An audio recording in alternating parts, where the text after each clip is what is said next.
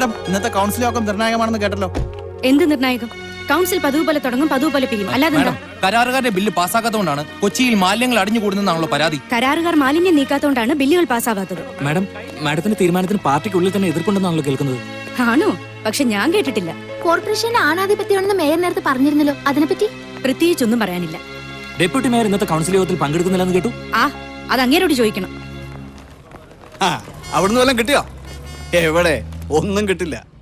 മേയറുടെ വായടഞ്ഞിരിക്കുകയല്ലേ. പിന്നെ ഇന്നത്തെ കൗൺസിൽ യോഗത്തിൽ ചില പൊട്ടിത്തെറികളൊക്കെ ഉണ്ടാവും. തൃശ്ശൂർ പൂരത്തിന് അമിട്ട് പൊട്ടുന്ന പോലെ ഡിം പൊട്ടു പൊട്ടും. എന്റെ നേതൃത്വത്തിലുള്ള പ്രതിപക്ഷം അതിനുള്ള തിരികൊളുത്തി കഴിഞ്ഞു. അതെ, ഇന്നത്തെ കൗൺസിലിൽ വേണ്ട വേണ്ട, ഇപ്പൊ ഒന്നും എടുക്കണ്ട. കൗൺസിൽ കഴിയുമ്പോ തീരുമാനങ്ങൾ ഞാൻ തന്നെ അങ്ങ് വിശദീകരിക്കാം. ആരും പൊയ്ക്കളരുത്, ഇവിടെ തന്നെ ഉണ്ടാവണം. കേട്ടല്ലോ, ആരും പൊയ്ക്കളരുത്. വഴിമാറി എന്റെ ചവറ് വിലപ്പാ, തല ചാമ്പലായനെ. അതാരാ സാറേ? എന്റെ ഗുരു. എല്ലാരും വന്നാണോ? എല്ലാരും എത്തിയിട്ടുണ്ട്. എന്നാ താഴെ ഞാൻ സെറ്റപ്പ് ആക്കിട്ട് വരാം. മോനായി, ഇന്നെങ്കിലും വല്ലതും നടക്കുവോ? അല്ല, നാണില്ലാത്ത അപ്പൻ ഒന്ന് പറയടോ. ഇന്നെങ്കിലും എന്റെ ബില്ല് പാസ്സാവോ? അല്ലെങ്കിൽ കടക്കാരന്റെ എല്ലൂരും. തന്റെ ബില്ലിന്ന് പാസ്സാവും, ഉറപ്പാ. ഒറ്റക്കെട്ടായി പ്രതിപക്ഷക്കാരും ഞങ്ങൾ ഒന്നടങ്ങ് റെഡിയായിട്ട് നിൽക്കല്ലേ. സ്റ്റീഫൻ സാർ അരയും തലയും മുറുക്കി നിൽക്കല്ലേ. കൗൺസിൽ ഒന്ന് കഴിഞ്ഞോട്ടു. എന്താ കൗൺസിൽ ഒന്ന് കഴിഞ്ഞോട്ടേ? കൗൺസിൽ കുറെ കണ്ടവനാണ് നാണപ്പൻ. കണക്കെഴുതി പെൻസിൽ തേങ്ങതല്ലാതെ ഒന്നും നടന്നില്ല. സ്റ്റീഫൻ എത്തിയോ? എന്നാ ഞാനൊന്ന് എത്തിപ്പിടിച്ചിട്ട് വരാം.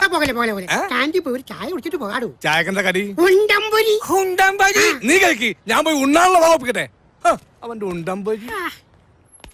ഞാൻ ചെയർമാനോട് പറഞ്ഞിട്ടുണ്ട്, പുള്ളി എന്നോട് നോന്ന് പറയത്തില്ലെന്നേ. അതൊക്കെ ഞാൻ ശരിയാക്കാം. ഞാൻ സുഗന്ധവല്ലിയെ കാത്തിരിക്കാൻ തന്നിട്ട് ഒരുപാട് സമയം.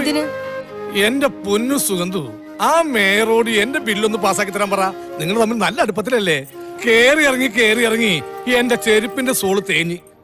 തേട്ടെ, പ്രതിപക്ഷക്കാരുടെ തോളി കൈയിട്ടല്ലേ നടപ്പ്. പിന്നെങ്ങനെ ബില്ല് പാസ്സാവും? ആ ബില്ലൊന്ന് പാസ്സാവാൻ വേണ്ടി ആരുടെ തോളത്ത് കൈയിട്ട് പോവും. അതാണ് എന്റെ അവസ്ഥ. ചീഞ്ഞു നാർന്ന ഈ കോർപ്പറേഷനുള്ളിൽ സുഗന്ധം വരുത്തുന്ന ഒരേ ഒരു സ്ത്രീരത്നമേ ഉള്ളൂ. അതാണ് സുഗന്ധവല്ലി. എന്നെ ഒന്ന് രക്ഷിക്കണം സുഗന്ധു. നോക്കട്ടെ. പോലെ ഒരു കാര്യം കൂടി. എന്താ? ഇന്നലെ 7ാം വാർഡിന്റെ കുടുംബശ്രീ സംഗമം കാണാൻ ഞാനും വന്നിരുന്നു. ചലക്കിയില്ലേ കൗൺസിലർ സുഗന്ധവല്ലി? എന്ത് പ്രസംഗം? മലയാണ്മയുടെ മാലിന്യം. ആ പ്രയോഗം കലക്കി. പണ്ട് ഞാൻ മലേഷ്യ പോയപ്പോ അവിടെ ഒരു മതാമ്ര പ്രസംഗം കേട്ടു. ഇതുപോലെ തന്നെ മിറ്റിൽഡ പ്രഗോണി. അതെന്താ? അതവരുടെ പേരാ. ആ പ്രസംഗത്തിൽ അവര് അതൊക്കെ പിന്നെ കേക്കാം. നാണപ്പൻ ചേട്ടൻ ചെല്ലേ. ശരി. മിറ്റിൽഡ പ്രഗോണി അതാരാ? എവിടെ? മലേഷ്യ. സ്റ്റീഫ, പ്രതിപക്ഷ നേതാവേ. സ്റ്റീഫ നേതാവേ, പ്രതിപക്ഷ, ഞാൻ എത്തി. ഇന്നത്തെ കൗൺസിലെങ്കിൽ എന്റെ കാര്യം നടക്കോ? പിന്നെ നടക്കാതെ. ഇന്നത്തെ കൗൺസിൽ പടക്കം പൊട്ടും, മാലപ്പടക്കം.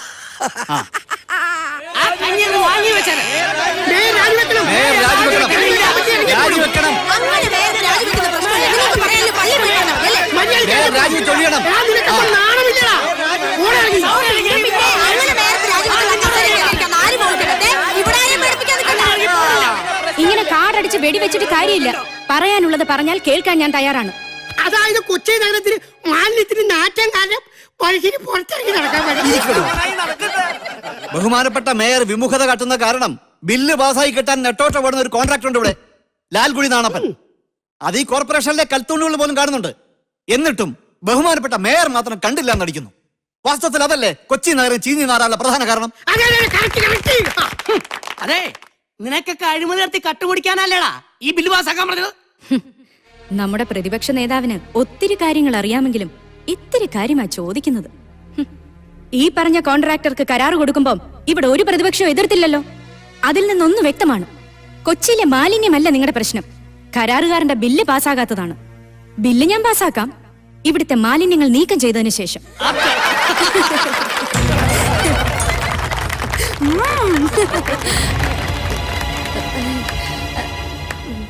മാലിന്യങ്ങൾ കൊണ്ടിടാൻ സ്ഥലമില്ലാത്തതായിരുന്നു നഗരസഭയുടെ മുമ്പിലുള്ള ഏക തടസ്സം. ആ ഉത്തരവാദിത്വം സ്വയം ഏറ്റെടുത്തുകൊണ്ട് സ്ഥലം കണ്ടെത്തിക്കൊള്ളാമെന്നുള്ള ഉറപ്പിന്മേലാണ് ഈ കോൺട്രാക്ടർക്ക് കരാർ കൊടുത്തത്. കരാറിലെ വരികൾ ഈ കൗൺസിൽ ഏവരും വായിച്ചു കേട്ടതുമാണ്. ആ ഉറപ്പ് ലംഘിച്ചത് ഈ കോൺട്രാക്ടർ തന്നെയല്ലേ? അതുകൊണ്ട് ആദ്യം അയാൾ കോർപ്പറേഷൻ ഉറപ്പ് തന്നത് പാലിക്കട്ടെ, എന്നിട്ട് ബില്ല് പാസ്സാക്കാം.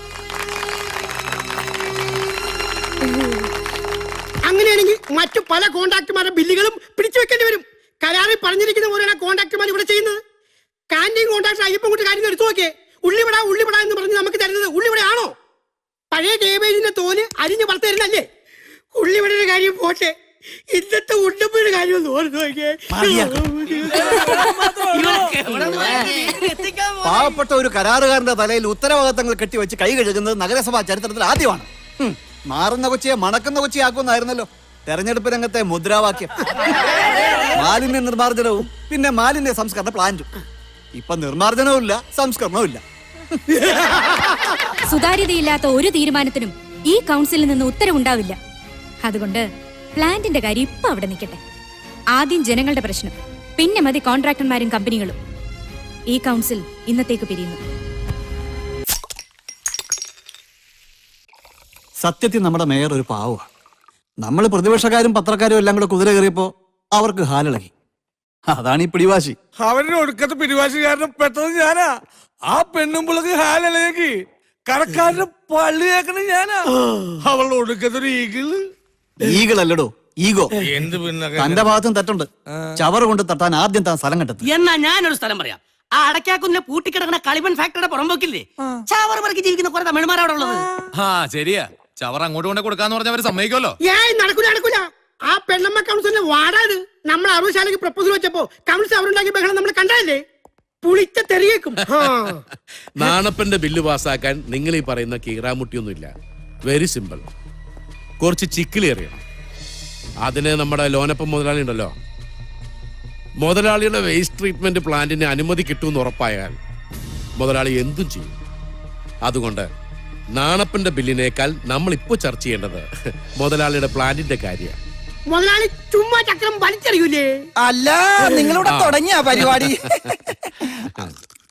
പോക്കറ്റിൽ കാശ് വീണ കാര്യം എന്താ പറഞ്ഞല്ലോ? എന്താ വക്കീലെ? നമ്മുടെ ലോനപ്പം മുതലാളിയുടെ പ്ലാന്റിന്റെ കാര്യം, അതിനെ കുറിച്ച് പറഞ്ഞതാ. എന്റെ കള്ളും മോന്ന് കുടിച്ചിട്ട് ലോനപ്പന് സ്തുതിപാഠം നടന്നിട്ടുണ്ടെങ്കിലേ എല്ലാവരും തനിനിറയും. ഒന്ന് അടങ്ങിയിരിക്കെ. കിട്ടി ചവിടാൻ സ്ഥലം കിട്ടി. നല്ല മുട്ടായി പോലത്തെ സ്ഥലം.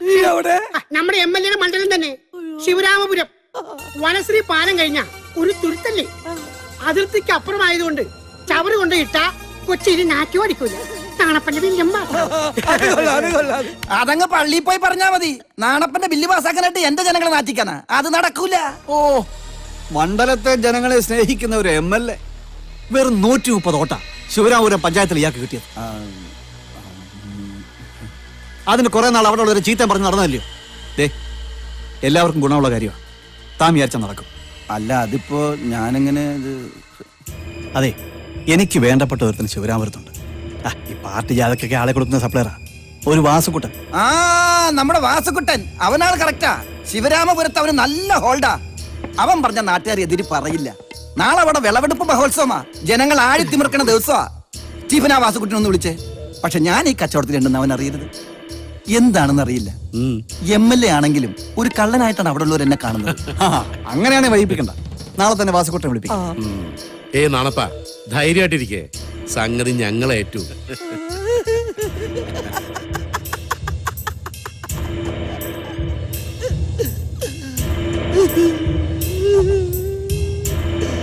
എന്റെ ബില്ല്